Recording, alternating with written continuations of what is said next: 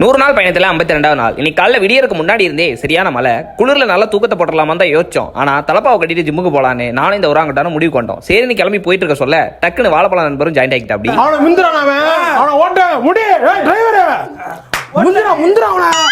Finally ஜிம்முக்கு coming வந்தோடனே cardio முடிச்சுட்டு 3 பேரும் என்ன ஒர்க் அவுட் போடுறதுன்ற கன்ஃபியூஷன்ல ஃபைனலி காம்ப்ரமைஸ் பண்ணி பைசப் அண்ட் ரைசப்புக்கான ஒர்க் அவுட்டுகளை போட்டு முடிச்சுட்டு வீட்டுக்கு கிளம்பிட்டோம். போன உடனே காலை உணவா சாப்பாடு சாம்பார், அது கூட கொஞ்சோண்டு சிக்கன் ஒரு முட்டையை உள்ள தள்ளிட்டு ஆஃபீஸ் கிளம்பி வந்துட்டேன். வந்தோடனே நொறுக்கல்.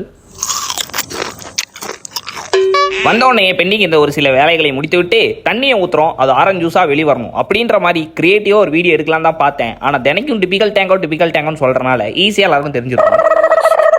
பிறகு மதிய உணவு அதே சாப்பாடு சாம்பார், கொஞ்சம் பொரியல், கொஞ்சோண்டு சிக்கன் ஒரு முட்டை எல்லாத்தையுமே உள்ள மீன் எண்ணெய் மாத்திரை வாய்க்குள்ள போட்டு இன்றைக்கான தண்ணி நான் சமன் செஞ்சுட்டு ஸ்டாக் எல்லாமே கரெக்டா இருக்கான ஒரு தடவை ரீசெக் பண்ணிட்டு வீட்டுக்கு கிளம்பிட்டேன். இரவுக்கு உணவுகள் எதுவும் வயிற்றுக்குள்ள போல இன்னைக்கு விடுப்பு வினத்தை கொடுத்து வயிற்றுக்கு விடுமுறை விட்டுட்டேன். இன்றைக்கான நாள் இனிதே முடிவடைந்தது. நாளைக்கு உங்களை சந்திக்கிறேன். நன்றி.